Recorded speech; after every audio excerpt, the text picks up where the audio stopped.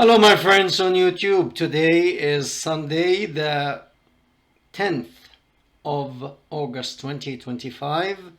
Today's video is the spread of Islam. The reason I'm doing this video, more than a couple of days ago, I met with an African American person, and many of them actually convert to Islam, especially for those who served time in prison. And the reason is there are many Muslim people teaching this religion in prison. There are two types of Muslim in the United States. The average Muslim, the regular Muslim that came originally from the Gulf region, follower of the Prophet of Allah, may the blessing of Allah be upon him. And there is another, of course, there are many people. There is another, about 100 years ago or so, there was another man, his name, he came from Pakistan area. Anyway, his name was Mirza Ghulam Ahmad, and he established another sect of Islam, and he believed he was that's the Ahmadiyya movement. And there's also the Baha'u'llah movement, which is another sect of Islam. They have a new prophet other than Muhammad. And about maybe 50 years ago here in the United States, the African American movement, there was one man, his name was Wali Muhammad, who proclaimed himself as a prophet, and he's a Muslim prophet. And amazingly, he followed similarly in the footsteps of the Prophet of Allah, and he had many women and stuff like that. Anyway, it's not the issue. And now the person who is presiding over this movement, his name is Luis Farrakhan, if you haven't heard of him. And he believes that he is bringing a form of Islam that it will bring salvation specifically to African Americans. I am aware that African Americans suffered a lot, but everybody suffered. Everybody without exception suffered. If you are going to use this as an excuse to spread anger and hate, I'm sorry, I'm not with you. Anyway, I met accidentally with this person, African American person, and then we introduced ourselves, and I told him my name is Muhammad. So he automatically thought I'm a Muslim. So why let him live in illusion? I told him I left Islam long ago. So he was surprised, and he was trying to bring me to my right mind that Islam is the Deen al-Haq. They say that word. Of course, he's repeating what he heard, is like the true religion. Everything else is false. This is the true religion. And of course, I didn't mean to challenge him. Of course, I had to. Not that I wanted to challenge him, but he was very persistent that this is the only way. So anyway, he was testifying to Islam. Look how Islam is spreading all over the world. There are 2 billion Muslims. And reality is, yes, there might be 2 billion Muslim people, because Islam is a very interesting religion. If you step a foot in a mosque and eat a meal with them, and they tell you, say, recite Shahada, which is to profess that there is no God but Allah and Muhammad was his prophet, already you are a registered Muslim.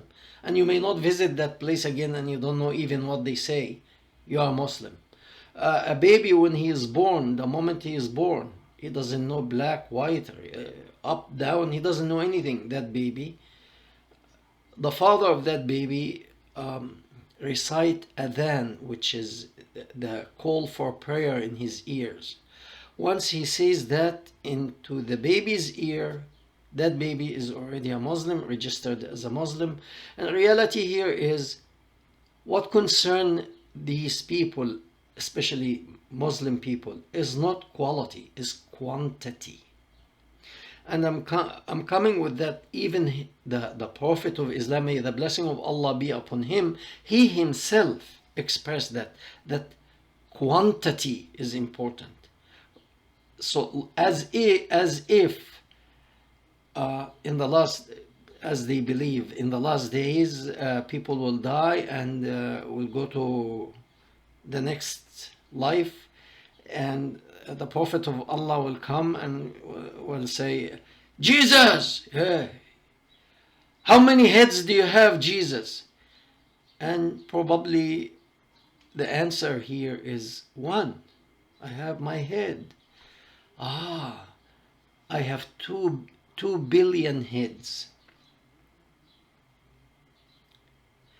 Because he is looking at followers, not necessarily people with clear understanding of things, people who thinks, people who make decisions. He is looking at the number. I have 2 billion heads. This, if you are, let's say, specifically Australia, New Zealand, and the United States, also Brazil, by the way, Argentina, they have open land.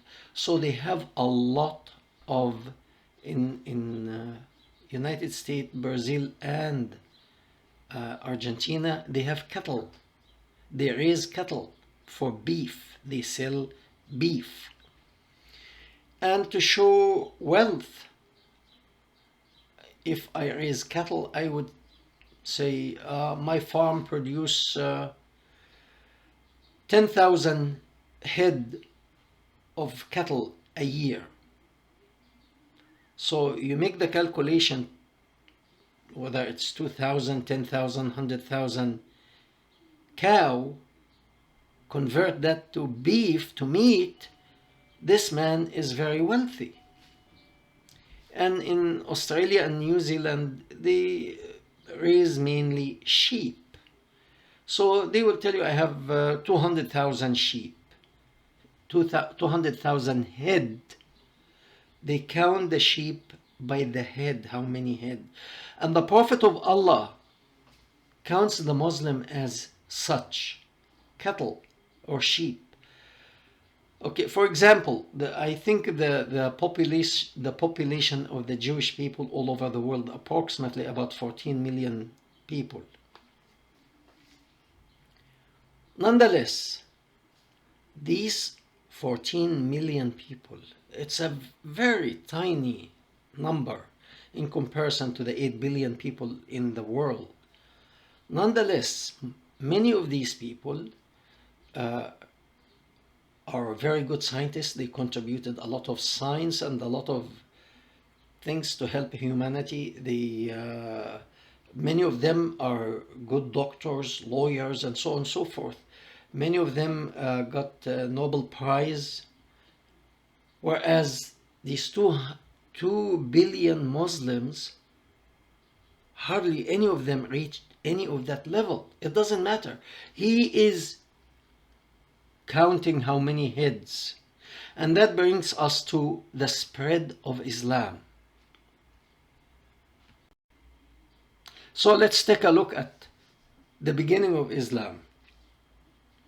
Islam started in Mecca when Prophet of Allah was married to Khadija, the wealthy merchant, whom she supported him and helped him with his mission. And if it weren't for her, probably he wouldn't have moved 1 inch further. So she helped him. She supported him financially and morally. And despite of that support, for 13 years in Mecca, the Prophet of Allah, all that he managed to gather of followers were about less than 100 people. And most of these people, if not all of them were dirt poor, literally dirt poor, unknown. None of these people was one of the, for other than Khadija, his wife, And probably she didn't believe in him. She just wanted him to stay as a husband. Otherwise, that was her third marriage. So to let him go, it will be bad for her. So she supported him anyway, instead of letting him go wacko. So if it weren't for that, he would, even this 100 people, he wouldn't have. I think these 100 people they believed in him to get a meal, because Khadija was a wealthy woman and she had lived a wealthy life. She could spare extra meal to these people to come to eat and pretend that they are followers. So that is the beginning of Islam. 13 years in Mecca, giving free food, and less than 100 people accepted this guy as a prophet. Now the Prophet of Allah leaves Mecca, goes to Medina, form alliance with group of people called Sa'alik, and these people were thieves. They used to loot caravans. They formed good unity. And the first invasion the Prophet of Allah, may the blessing of Allah be upon him, did, it was called the invasion of Badr. That was, they went to loot a caravan going to Mecca. Caravan from his own people, the people of Mecca, the area where he grew up. I mean, imagine the feeling of betrayal when it's like you go and loot your own people. You steal from your own people. That was his first invasion.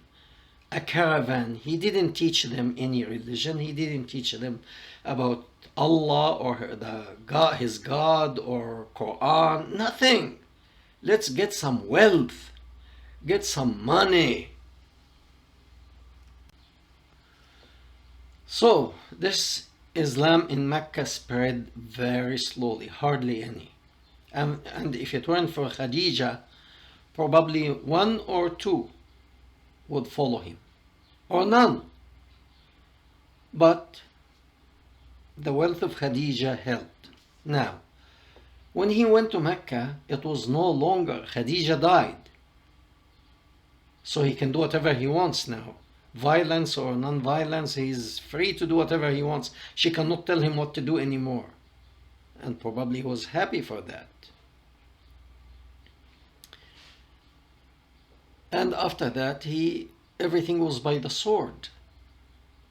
Was by the sword. He spent 10 years in Medina. During this 10 years, I think he invaded 80 invasion. 80 times. They went out to steal, loot, and conquer, and come back with the looting and the women, the captured women. Sex. Okay, so that was how Islam spread. And when he had a strong army, the same Mecca that no one wanted to hear from him, the same people of Mecca, 10 years later, he goes with more than 10,000 fighter, to the same people who told him, get lost. The very same people who told him to get lost, when he came with that number of people, fighters, all of them accepted Islam. Suddenly, all of them believed this is the most holy message. This is the most holy prophet. This is the most holy man. This is the most wonderful teaching on earth and in heaven. And all of them became Muslims. All of them. Oh, I'm sorry.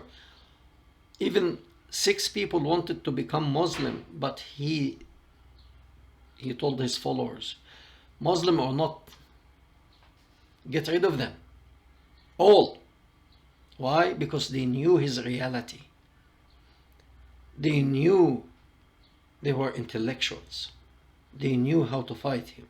It's too dangerous to leave them alive, because they could smile in his face now until everything gets down and they can slash him.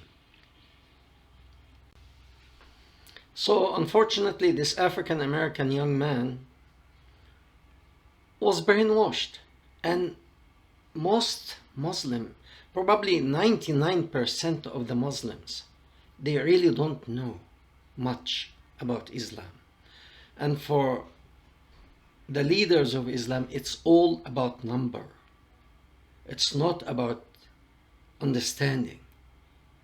And those who start to understand, there are many religious leaders, Islamic religious leaders now, are publicly leaving Islam. Leaving because they cannot betray their conscience. Some do because it pays off well. You know, the tithing, many of them, they have a good life. Why sacrifice that? They are dumb. Keep feeding them, and the government is happy that you are doing that to them, so that they are easy to control. One word from this religious leader, Muslim religious leader, can get them right and can get them left. They don't think. So keep them this way. So for this young African man, I did a search on Google, because I remember one of the hadith that the Prophet of Allah, may the blessing of Allah be upon him, was that he will brag in a way. He will boast in front of other religious leaders like Jesus, Moses, Buddha, what have you. On Judgment Day, he will ask, like, in a way, he will ask Jesus, how many heads do you have?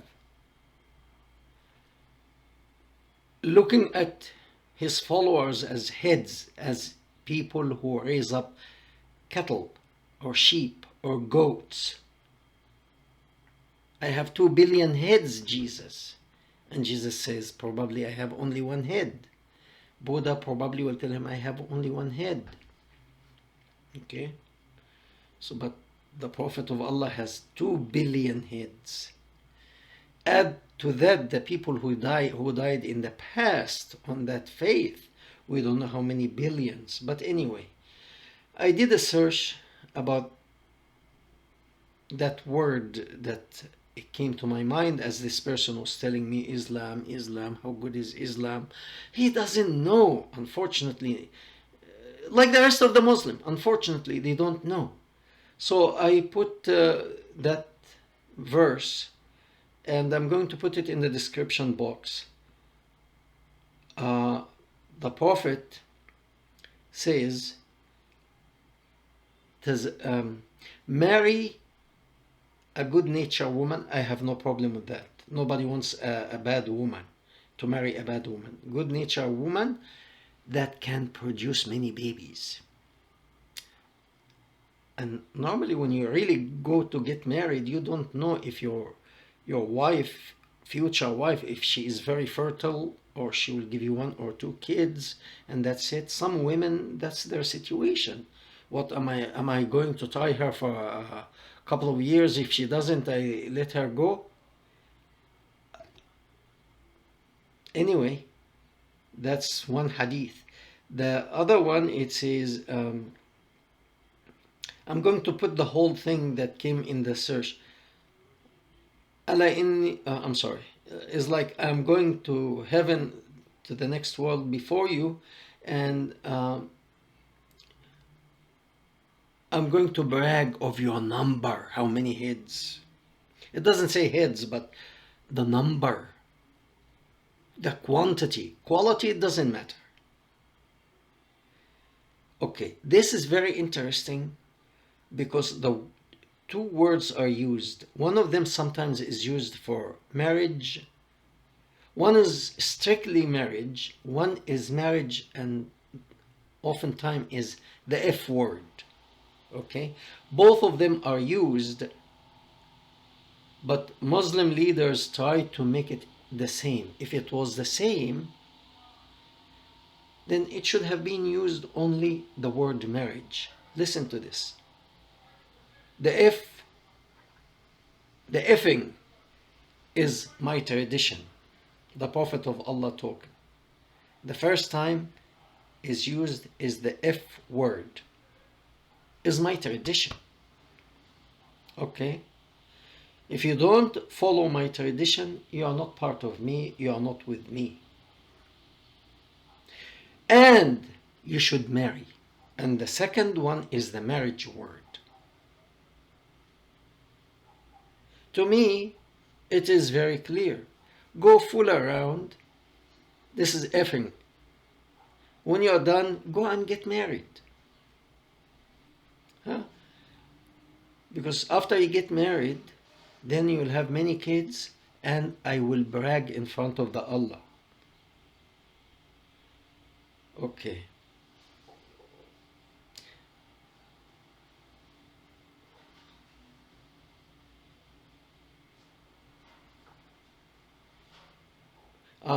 This one here is very interesting. Marry a soft-hearted woman or good woman that deliver many babies, because on the day of judgment, I'm going to brag in front of other prophets of Allah.